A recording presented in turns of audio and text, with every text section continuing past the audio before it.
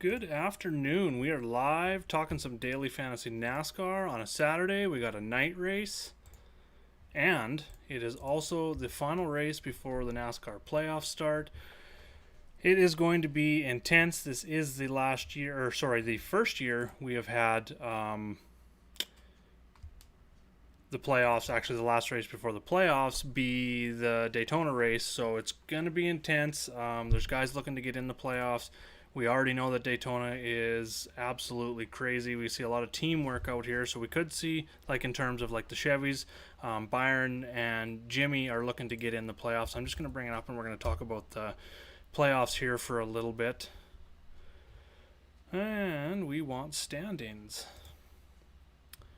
So it's going to be intense that way, but I guess the first thing while I'm trying to pull this up in terms of DFS strategy for tonight's race, we are definitely going to be looking at playing teammates, but number one is place differential. Place differential, place differential. That is definitely the key to winning on these tracks. Things are looking good here in terms of my sound. Let me know if you can't hear me for any reason.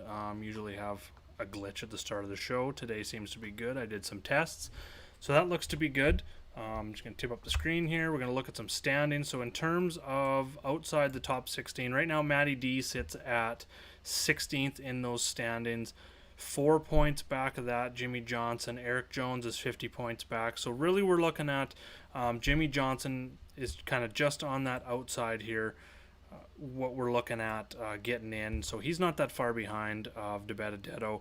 Right in front of DeBenedetto is William Byron. He's only 5 points ahead of him. So those are really the three drivers, unless something absolutely crazy happens and Eric Jones wins the race. We see Jimmy, DeBenedetto, Byron.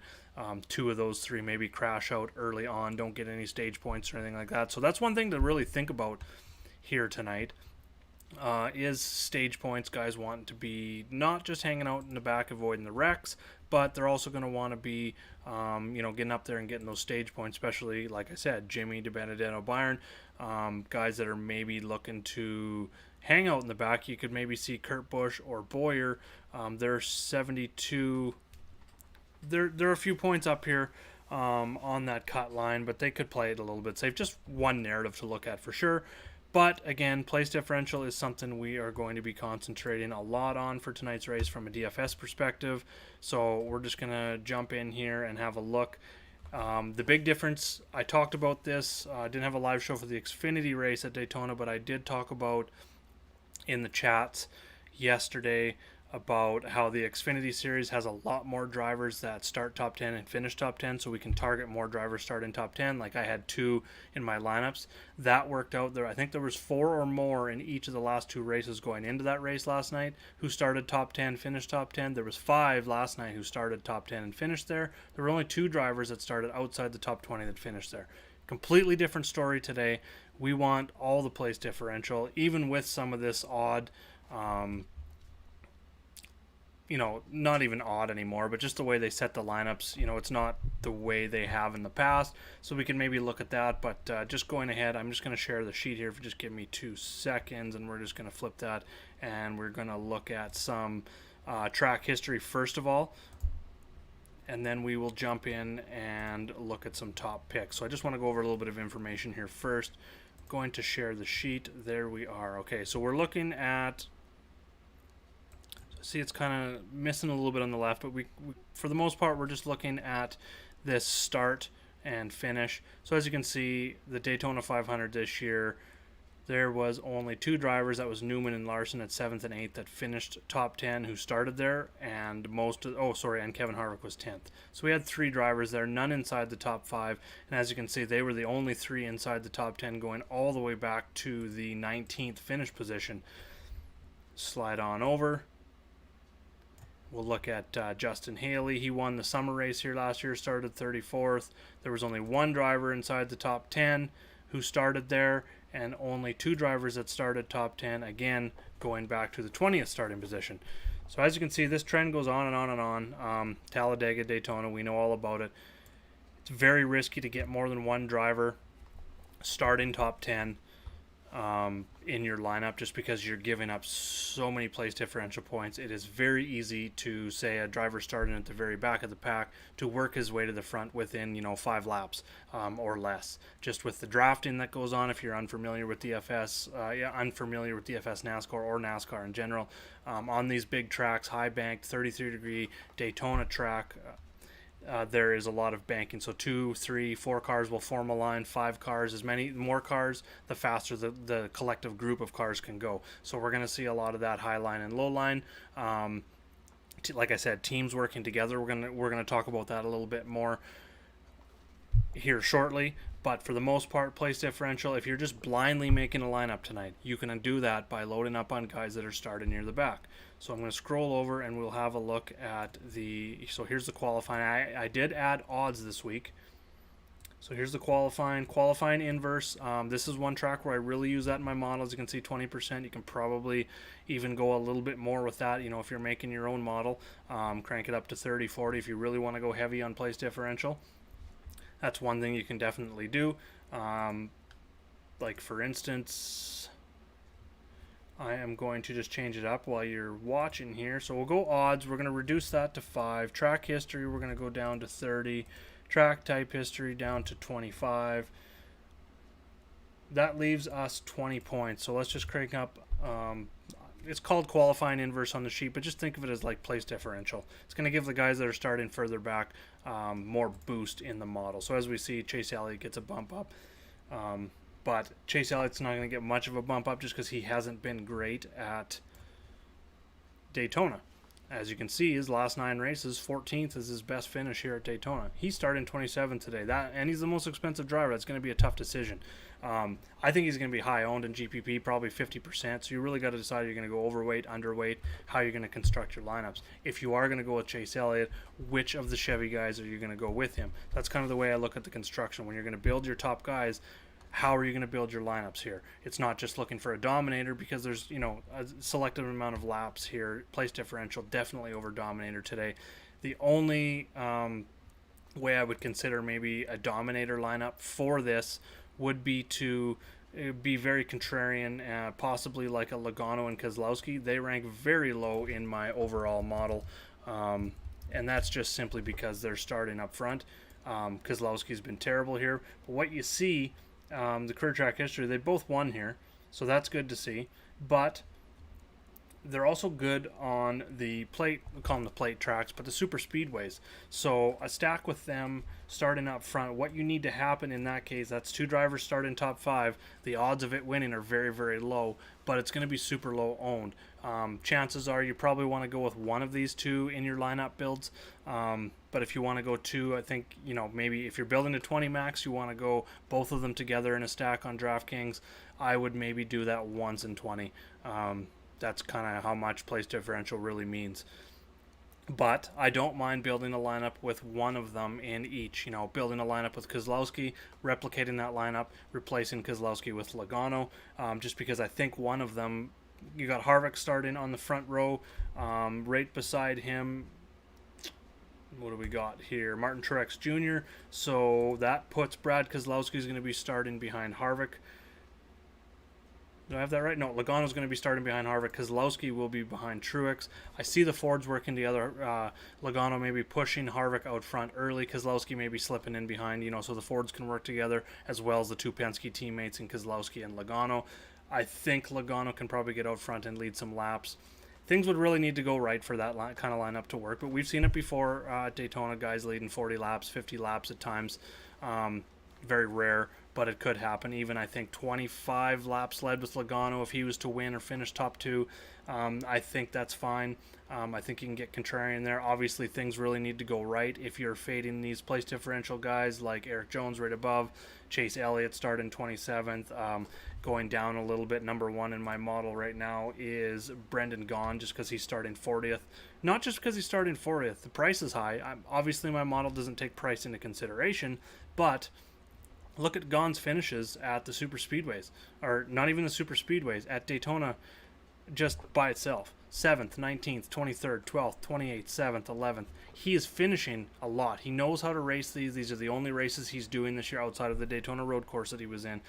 This is his final year. These are, like I said, Talladega, Daytona were the 4 races he was going to do.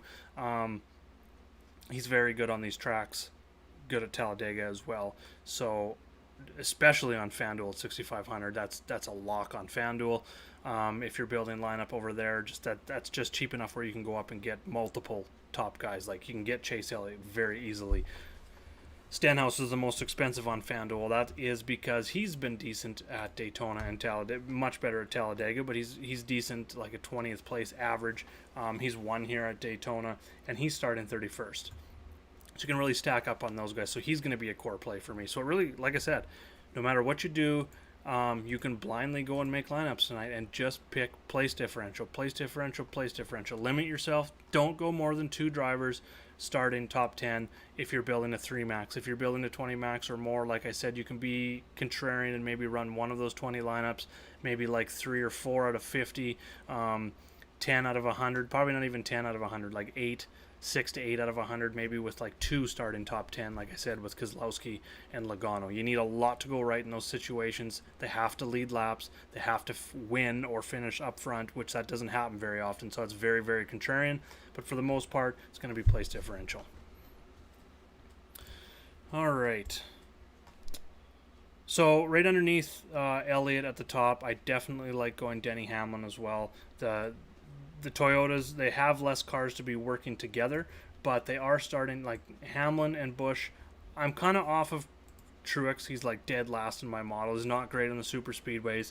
He's starting second, on the front row. So him and Harvick are kind of off limits for me, because I do like Logano and Keselowski better if you're going contrarian and starting guys inside the top 5. So that takes Truex and Harvick out for me. But I like the Joe Gibbs guys at the top. Danny Hamlin, Kyle Busch starting 10th and 11th. Eric Jones starting 20th. I'd like a combination there. It gives you a little bit of place differential. You can get double-digit place differential with Kyle Busch if he wins. You can definitely get it with Eric Jones inside the top 10, so I definitely like that. Oh, Gone will definitely be super low owned. Chase is a fade. Yeah, I'm not sure if I'm going to be fading. I like the Chase fade, so if I think he's going to be 50% myself, because of his track record here at Daytona, I'm probably going to be underweight. I'm not going to completely fade him because I do want exposure if things go right for him and Hendrick Motorsports. I think they're really going to be working on getting Jimmy in the playoffs or Byron or trying to get both of them somehow working together. So I see that happening. DiBenedetto's in a Ford, so kind of be working against him. So I do like the Chevys in a stack, but like I said, so if I'm doing 20 max, he's going to be 50% owned. I'm probably going to have Elliott in about 6 or 7 lineups. So I'm going to be underweight, so I'm not going to full out fade, but 7th. Gone, yeah, I agree with you, Liz, that Gone is going to be high owned just because of he's starting dead last. He has 0 negative place differential upside. So I don't mind going that way. If you want to, he's going to be super chalk, especially on FanDuel at 6,500. So you can definitely go that way. The connection's not great right now. I apologize about that. Mondo, you mentioned 2 front guys and the rest markers 15th and back. Yeah, no, that's super, super contrarian. Like I said, I don't think you want 2 inside the top 10 unless maybe they're outside the top 5. Logano, Keselowski together is like a 1 out of 20 lineup for me. When I do that, I didn't mention this before, but when I do that, in that one lineup, I'm making sure the rest of my drivers are starting 25th and back. I want all the place differential after those 2, assuming that 1 or 2 of them leads a lot of laps. I want place differential from the rest, because if you starting 2 guys inside the top 10, there's not enough dominator points, especially with top tier guys like Keselowski, Logano, that you're going to be able to get enough points to win a GPP. Unless things go, insanely perfect for you, but you might as well go buy a lottery ticket or try and get struck by lightning twice. So if you're running even just one, say you're running Logano, I don't mind having, say, one driver starting between 10th and 20th, or even one between 10th and 15th, one between 15th and 20th, but then I want the other 3 starting outside probably the top 25, and at least 2 drivers starting outside the top 30. This is the way I'm looking at it today. So, Moving on down the list, Ricky Stenhouse is also going to take on some ownership. He's starting back in 31st. He's been good on the super speedways. And, you know, looking at the fantasy matrix here from Ricky, we need about 40 points from him. And that's really only about an 18th, 19th place finish if he gets some fast laps in there. So I'm definitely going to have a piece of Ricky Stenhouse. When it comes to Blaney, I am not... He's definitely had some upside here. He's second here at the Daytona 500. After a stretch of really bad finishes, 3 straight crashes. So when he finishes the races, he's definitely got that upside. I believe he is starting. I'm just going to scroll over here. Starting 9th. That's not bad. If you're going him again, I would definitely load up on place differential after him, assuming he maybe goes out and wins this thing. Maybe Logano or Keselowski. You could pair him with one of those two, but again, I would take everyone outside the top 30 for the other 4 if you're pairing Blaney with Keselowski or Logano, which I think is definitely viable in a super GPP. Just don't make that stack and run it 10 times out of 20, just because the odds of it winning, looking back at previous results from 5, 6, 10 races at super speedways, especially Daytona, it's just not going to happen a lot. But Blaney's definitely in play. Going down and look at some other guys, talked about Stenhouse and Gahn. Those are 2 guys that we normally see, 6K, 7K range that are higher up just because of their starting position.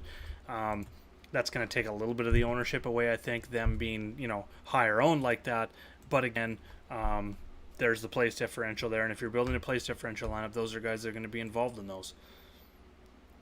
So if the chalk hits, you're going to be in trouble if you don't have Stenhouse, Gahn, Chase Elliott. 8K and up, those are going to be 3 of the highest owned guys. Eric Jones in there starting 20th. Those are the only 4 drivers starting outside the top 20 in the 8K and up range. Going down a bit, looking at some, Ross Chastain stands out. He's going to be in the number 77, which always runs at the super speedways. 25th, 30th, 10th, and 21st. He has raced in each of the last 4 Daytona races, and with him starting 36th, he is going to be chalky as well. 7,100 on DraftKings, 8K on FanDuel. So going to be looking at that. But again, fading these guys is fine. Like, we know that anyone can get in a crash here at any time, at any of the 3, 4, 5, 6 crashes that we're probably likely going to see anyway. So fading those guys definitely makes sense. I would not fade all of them. I would maybe just pick and choose. Like when I build my super speedway lineups, generally what I'm trying to do is pick a core of 3, Stenhouse, Ross Chastain. I'm going to place differential, so this is like a chalky build. Take those 3, and then I'm going to mix in the other 3 and probably build 10 lineups around those 3 drivers, mixing and matching the other 3, so they're about 20, 30, 40%, maybe between 20 and 40% 3. And then I'm going to switch. So then I'm probably going to build, let's say, a Logano and Blaney, a super contrarian one. So Logano and Blaney, and then I'm going to want probably Gahn or Stenhouse, 3 of them, depending on it, because they're the place differential plays. That's going to be the way you can really separate those place differential plays and really build a contrarian lineup that's going to be maybe a pivot off of a full chunk of these value place differential guys. And then instead of using Elliott, use Hamlin and Kyle Busch together. They're starting 10th and 11th, or Ryan Blaney like we talked about, or Joey Logano. Some of these guys are going to be lower owned than Jones or Elliott. That's just one way you can definitely go about it. It's a different story on FanDuel where the place differential is only worth half. Finishing position is worth a little bit more. Definitely go that route, especially when we got Brendan Gaughan 6,500, and then you can really go and load up with the rest of your drivers. Is just building cores like that and then building like 5 to 10 lineups around that 3 driver core, switching it up and going. Right now I think I'm at 15 lineups. I'm hoping to get another 15 because we've got MLB coming up as well. And if you're looking for any content other than NASCAR, I'm just going to throw a plug in here. Make sure to go over to patreon.com/JagerBombs. $5 per sport, $10 for all sports. Gets you the cheat sheet, highlighted plays on the cheat sheet, skeletons for most of the sports, as well as access to the Slack chat where I'm in there pretty much 16 to 18 hours a day answering questions. posting trends, stats, etc. So get over there and join today. You can also hit me up over on Dane Handle the NASCAR. Kenny is over there as well, handling MMA tonight, NBA. Ryan's covering NHL. We pretty much got it all covered. You can answer questions. We've got a Slack chat over there and skeleton lineups. And then DFSR.com as well. I'm over there in the chat room answering questions. You can get the cheat sheet over there. And if you're playing PGA, Showdown Tools, Optimizer, as well as MLB, NBA, and soon to come NFL. Holy sports are happening right now. Absolutely love it. August has been just an absolute, it's like a gauntlet, I guess you could say, with all the sports. Just, waking up at 6 in the morning, my alarm used to go off at 7:30. Now it's going off at 6. Usually going to bed like 11, 12 o'clock at night. Absolutely loving this month. Getting a little exhausted, but it's going to slow down soon once once NHL and NBA playoffs complete. We'll have NFL going, but again, that's only once a week versus two sports that have pretty much been all day, every day, which has just been hectic. So things are going to start to slow down. We do have lots of sports going on. So get over to one of those sites, check us out, ask questions, whether it be bankroll management,